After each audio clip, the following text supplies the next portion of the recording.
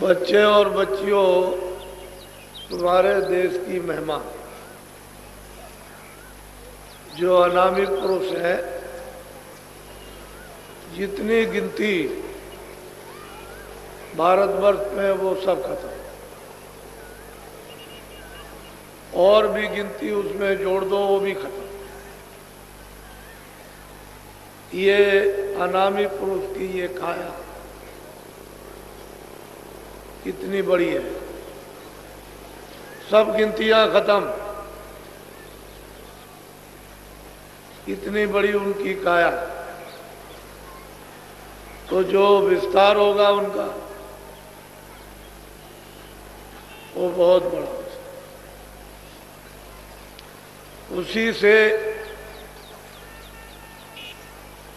कितने ईश्वर, कितने ब्रह्म, कितने पार ब्रह्म, कितने महाकाल, ये सब उसी के पैदा किए हुए। जितनी जीवात्माएं खचाखच, कोई भी रेशा बगैर जीवात्माओं के सुरतों के कहीं दिखाई देता नहीं, खचाखच उन लोकों में भरा हुआ अथाह सागर।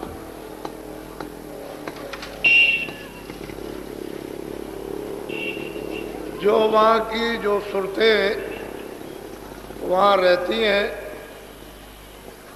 उनके लाखों लाखों ब्रह्मों के बराबर, यानी एक एक सूरत में प्रकाश है। वो ब्रह्म और ईश्वर की वहां कोई महिमा नहीं, वो पार ब्रह्म की वहां कोई भी महिमा नहीं। वो एक सूरत, एक एक सुरतों का, एक एक जीवात्माओं का इतना इतना प्रकाश, ये कुछ नहीं। ये सारी जीवात्माएं वहीं से आई। जब उन्होंने अपने से अलग रचना का विस्तार किया तो पहले अगम लोक मंडल बनाया, वहां अगम पुरुष को स्थापित कर दिया। उनकी महासंघ से भी ऊपर की ये उनकी काया है। फिर उन्होंने अलग लोक स्थापित किया, अलग पुरुष को वहां बैठा दिया। उनकी थोड़ी ही कम ऐसी उनकी काया। फिर सतलोक उन्होंने स्थापित किया, सतपुरुष को बैठा दिया।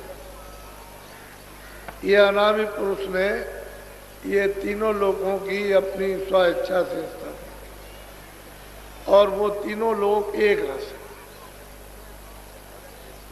एक रूप है, एक रस है, स्थिर है, अस्थायी है, परिवर्तनशील नहीं। सतलोक से, सतपुरुष से ये विस्तार है। तो जितनी जीवात्माएं सतलोक में खचाखच भरी हुई है, वो सब लाखों लाखों एक सूरत ब्रह्म की अस्थि। ब्रह्म में कोई अस्थि नहीं, ईश्वर में कुछ नहीं। ये तो वहां का खेल होता। फौरन उड़ी, और उन्होंने इतने देखते देखते एक पलक के मारते इतने बड़े बड़े महल बना दिए कि खरबों योजन ऊंची। उस देश की अर्वचनीय महिमा, ये सब जीवात्माएं वहीं से लाई गई। सतपुरुष ने जब अपने से ईश्वर ब्रह्म और पार ब्रह्म महापाल पुरुष को अलग किया मंडल बनाकर, तो इन सब लोगों ने अपने अपने मंडलों में तपस्या की, और ये लिखन पढ़न का काम नहीं है। जितनी स्याही समुद्र में बनाओ बन रहा है कि कल में पत्तों की बना लो पृथ्वी को कागज, इतने दिनों तक आप उस पर लिखो, ये सब खत्म। इतने दिनों तक इन्होंने तपस्या की। ईश्वर ने जिसको खुदा कहते हैं, ब्रह्म ने जिसको रब कहते हैं, पार ब्रह्म ने जिसको अल्लाह कहते हैं, महाकाल पुरुष ने सबने तपस्या की घना घोर और सत्पुरुष को खुश करने कि हमसे प्रसन्न हो जाए। हमको देश से क्यों निकाल दिया, अलग क्यों कर दिया, कोई कारण तो होगा ही। अब वो तो उनकी मौज मर्जी की बात। इतने दिनों तक ये तप करते रहे, तब वो उसके बाद सत्पुरुष इनसे प्रसन्न हुए कि तुम्हारी तपस्या पूरी हुई, हम तुमसे खुश हैं, बोलो तुम क्या चाहते। फिर उन्होंने सतलोक के समान राज मांगा कि जैसा आप, इनको मालूम हो गया था कि मुझको निकाल दिया, तो राज मांगा कि आपके राज के समान ही हमको राज। तो मौज मर्जी सत्पुरुष की थी। उन्होंने मतलब ये कहा चाहे मत, तो जीवात्माओं के बगैर, सुरतों के बगैर यहाँ कोई रचना नहीं हो सकती किसी भी मंडल में। जब वो सुरतें आएंगी तभी रचना बैठेगी। वैसे तो जीवात्माओं का भंडार एक छोटा सा सब लोगों में सत्पुरुष ने तकसीम कर दे। वो तो अथाह सागर है, उसके लिए क्या, उसमें से जरा सा दे दिया, उसमें अथाह सागर भरा हुआ, उसका तो कोई पारावार नहीं। तो एक छोटा सा भंडार सुरतों का अपने अपने मंडलों में ऊपर से देते चले आए। तो इनको भी बांट दिया निरंजन भगवान को, ऐसे ही ऊपर से बांटते चले आए। तो अपने अपने भंडार को इन्होंने सबने स्वीकार कर लिया कि मालिक मुझसे प्रसन्न हो गए। बस ये भंडार लेकर के उधर तो नामी के द्वारा उतार के ले आएंगे, दूसरा कुछ। जब उतारा जाएगा तो एक आवाज से दूसरी आवाज, एक नाम से स्थान तक ले आएंगे तो वहाँ वो नाम वही, फिर वो अपने नाम पर उतार लेंगे, अपनी आवाज पर, अपने बाजे पर। तो ये धीरे जाए तो ठेका बनाया कि इतने दिनों तक तो सब यहाँ रहो। कितने युग बीत गए, अनगिनती, गिने नहीं जाते हैं। सतयुग त्रेता द्वापर पहले तो थे ही नहीं। ये सतयुग द्वापर त्रेता कोई नहीं था, न कलयुग। कहते हैं अनगिनती युग बीत गए तो धीरे धीरे उतारा गया। पहले महाकाल पद में आए, फिर नीचे ब्रह्म पद में, धीरे धीरे ठेका बनाकर, ताकि एकाएक चली जाए तो यहाँ तो घबराएंगे, यहाँ लड़ नहीं सकते। तो धीरे धीरे उतार उतार कर धीरे धीरे फिर जब ब्रह्म स्थान पर ले आए तो वहाँ इनको बहुत आनंद में थे, कोई तकलीफ तो वहाँ थी नहीं। तो इन सभी जीवात्माओं पर एक कपड़ा डाल दिया, बहुत बारीक लतीफ। लतीफ कहते हैं झीना, शब्द, स्पर्श, रूप, रस, गंध, ताकि इनको इन चीजों का बोध हो जाए। शब्द का भी बोध हो जाए, रूप का भी बोध हो जाए, स्पर्श का भी बोध, गंध का भी बोध हो जाए, यानी पांचों चीजों का बोध हो। तो सूरत को मालूम तो हो गया कि मेरे ऊपर में कोई चीज फेंक दी गई, लेकिन वो इतना तेज, इतना प्रकाश कि उसमें कुछ पता भी नहीं चल सकता, कपड़ा डालते हैं। इसको कहते हैं कारण का। यही से कारण बीज बनेगा। शब्द, स्पर्श, रूप। पहले तो सूरत शब्द रूप थी, वो तो स्वयं ही शब्द रूप थी। उसको तो उससे तो दूसरे ही यानी अनुभव करते थे। तो जब यहाँ कपड़ा डाल दिया, धीरे धीरे धीरे धीरे शब्द, स्पर्श, रूप, रस, गंध, बहुत तत्वों तक। ये वहां के कितने युग बीत जाए, यहाँ के नहीं, तब तक वहां वो रहे। फिर नीचे उतारा गया तो वो जो मसाला था वो नीचे मोटा बनेगा, तो सूक्ष्म जब निरंजन भगवान के स्थान पर आए तो वहाँ एक है उससे थोड़ा मोटा प्रकाश, वहाँ भी है, वहाँ भी कोई अंधेरा नहीं है, तो मोटा कपड़ा डाल दिया, बहुत वो भी बारीक।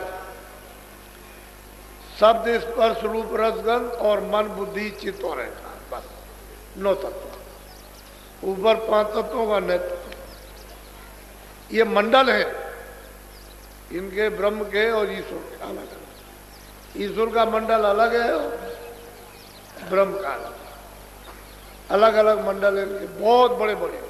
उन मंडलों में कितनी त्रिलोकियां, कितने लोग हैं वो गिने नहीं जा सकते, इतने बड़े बड़े मंडल। तो जब यहाँ बहुत मुद्दतों तक रखा, फिर धीरे से नीचे उतारा, तो आद्या मां शक्ति ने इन पर उससे मोटा कपड़ा डाल दिया, थोड़ा सा मोटा, उसको कहते हैं लिंग से। जैसे स्वर्ग वैकुंठ में तो 9 तत्वों का कपड़ा डाला, 10 इंद्रियां, चतुसंताकरण, मन बुद्धि चित्त और अहंकार, और 3 गुण, रजोगुण तमोगुण सतोगुण। अब वो देखिए कि वो कारण शरीर तो सूक्ष्म में चला गया और सूक्ष्म शरीर लिंग में चला गया, और फिर उसके बाद में जब यहाँ उतारा मृतलोक में, उसी आवाज के द्वारा, बाजों के द्वारा, तो जीवात्माओं को यहाँ ले आए। तो सबसे नीचे वाली आवाज है घंटा से, इसको पकड़ के जब यहाँ उतारा गया तो माँ के पेट में खोल तैयार करके, और उन्होंने जब 5 महीने का हो गया तो सूरत को दोनों आंखों के बीचों बीच उस खोल में बैठा दिया। तो ये खोल क्या? 5 तत्वों का, जल पृथ्वी अग्नि वायु आकाश, ये तो 5 का हो गया। उसके अंदर वाला 9 तत्वों का हो गया। फिर उसके अंदर जो है वो इसके ये 5 तत्वों का लिंग शरीर 17 तत्वों का, फिर उसके अंदर 9 तत्वों का शरीर, फिर उसके अंदर 5 तत्वों का। अब इस तरह से इसने कपड़ा पहन रखा है। अब इसको अगर कोई नहीं जानेगा तो इसका कपड़ा कोई उतार नहीं सकता, ये आभूषण है उसका। तो इतने कपड़े सूरत ने पहन रखे। उस समय पर कोई बंधन नहीं था। सूरत यहाँ बैठ गई, माँ के पेट में सब सुन रही है, सब देख रही है, कोई आंख बंद नहीं थी। जैसे ही 9 महीने का बच्चा पैदा हुआ तो आंख भी खुली, कान भी है, सब बातें सुन रही है और सब देख रही है और चढ़ती चली जाती है।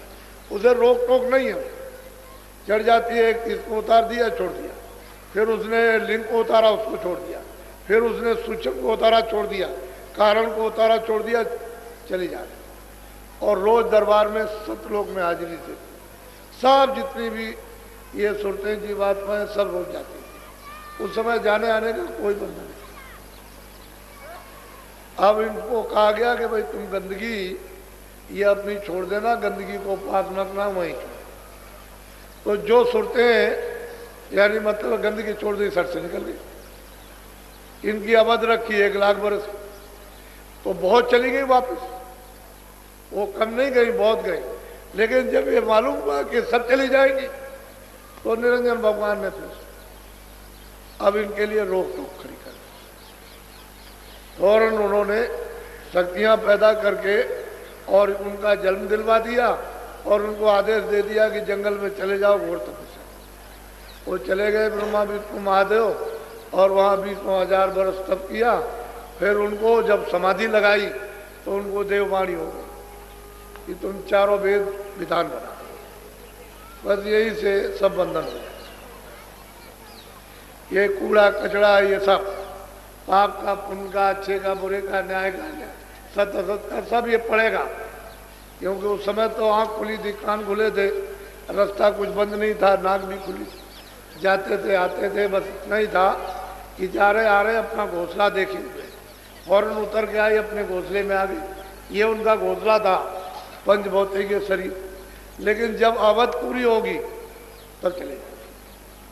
तो फिर पीछे से ये झगड़ा लगा दिया। तो जब ये झगड़ा लगाया तो फिर गंदगी इसमें छन करके वो तो कारण लोक में चली गई जमा हो, कुछ सूक्ष्म लोक में गंदगी जमा हो गई, कुछ लिंग लोक में गंदगी जमा हो गई। जो बारी बारी अशुभ कर्म हुए वो मतलब ये कि शरीर में जमा, तो मन और बुद्धि और चित्त और ये सब गंदे हो गए, अंतःकरण गंदा हो गया। फिर वो जीवात्मा जो स्वच्छ और साफ बैठी हुई थी वो गंदी होने लगी। तो इस बार आपने कूड़ा कचरा डाल करके इसको गंदा कर, तो आँख भी बंद हो गई, कान भी बंद हो गए, नाक, क्योंकि ये तो वहाँ लेकर के आई थी। इस बार तो कोई पर्दा था नहीं, तो आँख पर, कान पर, नाक पर, इसमें तो सुधा ये चीज है, वहाँ भी रहेगी तब भी यही चीज है। तो जो चीज कुदरती है जिसको कोई बना नहीं सकता वो उसके अंदर मौजूद। आँख भी है, कान भी, नाक भी, अब गंदगी पड़ गई, बस यही से बदला। आज़ादी दे दी, उसने कहा जो भी कोई कर्म करेगा मृत लोक में वो अपने अपने कर्म का फल भोगेगा। अब वो पता ठिकाना तो हम भूल गए, अपने घर में आने का, भाई किस रास्ते से जाएंगे, घर में पहुंचेंगे वो भूल गए। अब यहीं पर लगे झगड़े में, बस यहीं पर बस बस्ती बसाने लगे, इच्छा बसाने लगे, ममता करने लगे, आशा बांधने लगे, बस यही झगड़े। अब आपकी वो आशा खत्म हो गई, इच्छा खत्म हो गई कि अपने घर का कैसा आनंद है, कैसा सुख है, कैसी सुंदरता है, कैसी शक्ति है, कैसा ज्ञान हो, भूल गए। सही बात तो सही है कि ये आपका ये प्रदेश है। और देखो आप 50 वर्ष के हो गए, 60 वर्ष के, 70 वर्ष के तो जाने, और ऐसे तो बच्चा आता है जब समय पूरा हो जाता है कर्मानुसार, तो 2 साल का भी चल दिया, 4 साल का भी, 10 साल। लेकिन अगर पूरी आयु आपको मिली है और संभाल के लिए चलोगे तो 50 भी जा सकते हो, 60 भी जा सकते हो और 80 भी जा सकते हो। संयम बिगाड़ दोगे तो पहले ही चले जाओगे, क्योंकि श्वासों की पूंजी खत्म हो जाएगी संयम बिगाड़ने से, तो पहले ही आप इस मकान से खाली कर दिया, चले जाओ। बस ये कर्मों का बंधन हो गया, और जीव जो है इस बंधन में फंस गए। अब उसने और नीचे फिर सजाए, उनके कारागार बना दिए, तो जीवात्माओं को कहीं निकल ना जाए तो सजा देने लगे। अब वो चले गए, अब कब होगा, तो ये उनका काम यही है। और इन्होंने ऐसी ऐसी रचना की है, स्वर्ग में की इतनी सुंदर रचना, तो वहाँ पर मतलब ये है कि स्त्रियाँ भी है, पुरुष भी है, छोटे छोटे बच्चे भी दिखाई देते हैं। बहुत सुंदर रचना, बहुत खूबसूरत, यानी चित्रकारियों से ऐसी सुंदर है। वहाँ के लिबास, पहरावा, कपड़ा तो नहीं है रुई का है, रेशमी ये कपड़ा तो नहीं, लेकिन मालूम होता है कि ऐसा सुंदर कि वो जेवर वगैरह जो उसकी काशी पहराव बेल बूटों का इतना सुंदर है कि वो मोहित हो जाए, ऐसा लिबास। स्त्रियाँ जो वहाँ की चमकीली है, यानी वस्त्रों को मालूम होता है पहरे हुए इतने चमकदार हैं कि तुम फौरन मोहित हो जाओ। वो अप्सराएं उधरी रहती है, नित्य नाच, नृत्य होता रहता है। ये नाच आज क्या चीज है, कुछ नहीं, हर वक्त 24 घंटे हर क्षण नाच होते रहते हैं, विचित्र भांत के नाच। तो साधक के लिए तो अगर कोई बताने वाला नहीं तो उधर से आगे जा ही नहीं सकता, वो तो वहीं फंस जाए। तो उसने ऐसा माया का जाल कि इससे बचो, यहाँ तो वहाँ लक्ष्मी है, सावित्री है और पार्वती, और वहाँ स्त्रियाँ हैं, दोनों घेर लेंगे, ऊपर नीचे दाएं बाएं रिद्धियाँ सिद्धियाँ सब घेर के खड़ी हो जाती हैं। तो बुद्धि का हरण, प्रलोभन दे देंगे, बस आपकी साधना खत्म।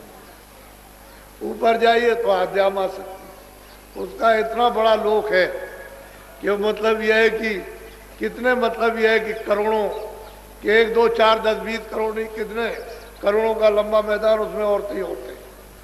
स्त्रियाँ तो उससे जाल से निकालना बहुत मुश्किल।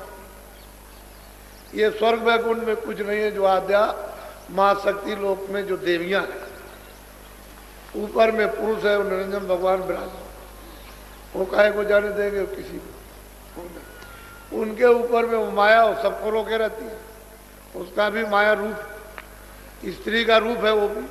उसकी सुंदरता अनोखी विचित्र है, ऐसी सुंदर और मोहित करने वाली कि तुम्हारे ऐसे कितने मतलब ये है कि सब फना हो गए, वो जा ही नहीं सकते। फिर उसके ऊपर में ब्रह्म है, उसका मतलब ये। तो चीज ये है कि अंदर का राज किसी को पता ही नहीं, वो जानते ही नहीं। और आप क्या आपको मालूम है संसार में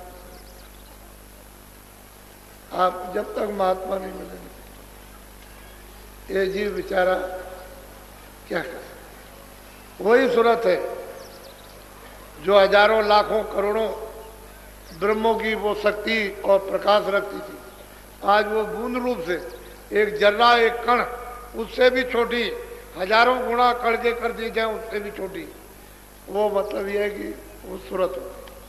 और फिर उसका जो प्रकाश था वो सब इस जड़ में जज हो गया, लय हो गया।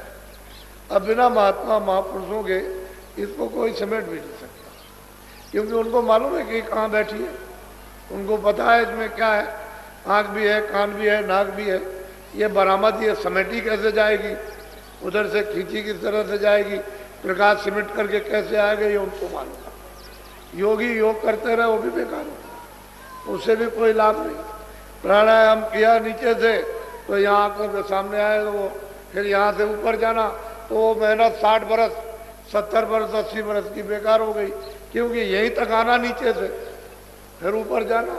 अब संतों महात्माओं ने कलयुग में यहीं से जीवों को ऊपर उठा लिया, ये नाम की डोर को पकड़ो चलो यहीं से, इसमें कोई तकलीफ नहीं, कोई प्राणायाम नहीं करना, कोई शारीरिक तकलीफ नहीं, कोई परित्याग नहीं, कोई मतलब है छोड़ना छाड़ना नहीं, बस अपना सहज जो भी शरीर अच्छा के लिए करते हो खाते हो खा, उसमें कोई दिक्कत परेशानी। और सहज में इधर से अपना ध्यान तवज्जो हटाकर उधर लगा दो, बस इधर से पौधा उखाड़ो, इधर जो आपने ख्याल और ध्यान इधर आशा और बासा आपने इधर फैला रखी उसको हटा लीजिए, इधर लगा दीजिए, तो इतने में तो काम बनेगा। बुल्ला साहब थे, उन्होंने किसी ने पूछा कि आपने कैसे भगवान को पाया, कह रहे अरे भाई क्या है इसमें, इधर से जैसे मैं पौधा उखाड़ता हूँ और ये इधर लगाता हूँ, जैसे धान उसका पौधा इधर लगाया खेत में, कह लगे भाई इतनी देर में भगवान मिलता है, इधर से ध्यान हटाओ इधर लगा दो, इतने में था। तो कलयुग में इसीलिए तो उन्होंने कहा है कि कलयुग के समान कोई सरल सुलभ भगवान की प्राप्ति के लिए दूसरा जीवों के लिए है ही नहीं, ये सुलभ युग है। फिर इसमें महात्माओं का पदार्थ, ऊपर से सत्पुरुष ने उन संतों को भेजा कि जाओ जीवों को ले आओ, जगा के चिता के समझा के प्यार करके हर तरह से उनके सब सुन के साफ सुथरी करके अच्छी तरह से उनको धो धा के ले आओ। और क्या हो तो प्यारी करते, प्यारी से बता सकते हैं, दूसरा और कुछ नहीं। शक्ति नहीं, शक्ति तो कर सकते, लेकिन वो शक्ति करेंगे तो बदनाम होगा। ये इनमें कालम है तो उनमें दयाल है, कालम का नाम निशान नहीं, तो शक्ति अति कुछ नहीं, प्यार कर, तो प्यार में फंसा लेंगे कहीं, चलो मेरे पीछे पीछे चले आओ, तो ये जीव चला जाएगा, फिर किसी के बस की बात नहीं। फिर और प्यार में उसको फिर सब बंधन टूट जाएंगे, चाहे जितने भी पाप लदे हों उस पर, वो सब धो दिए जाए। वो तो वहाँ धोने की नदी है, फौरन पोर दिया उसमें, बस छटक फटक करके साफ। उधर गए तो उधर देखा क्या है, कौन जा रहा, वो धर्म जरा जगाती है, बैठा हुआ है, तो आवाज लगाई कि तलाशी दे दो, कैसे जा रहे हो, ये टिकट है, ये है टिकट, ये नाम, तो कुछ है क्या, देख लीजिए। तो देखा उनका चिता, जब कुछ झाड़ा लेगा, क्योंकि वो तो गार्ड जगाती सबका झाड़ा लेता है, जैसे वो डिटेक्टर लग जाता है कि तुम उधर जा रहे हो तो दिखाओ कुछ है तो नहीं तुम्हारे पास, हथियार वगैरह कुछ बम बम, तो तलाशी लेते हैं तो सब जो जाता सब। ऐसे उधर कोई भी जाएगा सब, जब कुछ नहीं निकलेगा कैसे, कुछ नहीं कर सकते। तो आपने तो अभी मतलब ये है कि कहीं गोता लगाया ही नहीं, जाने नहीं कि गोता जीवात्मा है, कहाँ लगा के फड़फड़ा करके शुद्ध पवित्र और साफ हो जाती है। तो महात्मा ले जाते हैं, उसमें नदी में बोरा बोर देते हैं कि कर ले स्नान जल्दी से, कलमल के जितने भी कर्म अशुभ शुभ इनको धो डाल जल्दी से। तब ये जीव धोता है, उसमें नहाता है। इनको बेचारों कहाँ का नाम, नदी कहाँ बह रही, कर्मनाशा नदी कहाँ है इन्हें क्या पता। कर्मनाशा नदी है, उसमें स्नान वो महापुरुष कराते हैं। तब ये जीव इस योग होते हैं कि हम आगे चले गए। नहीं कैसे कर्मनाश ना हो तो कौन ले जाएगा।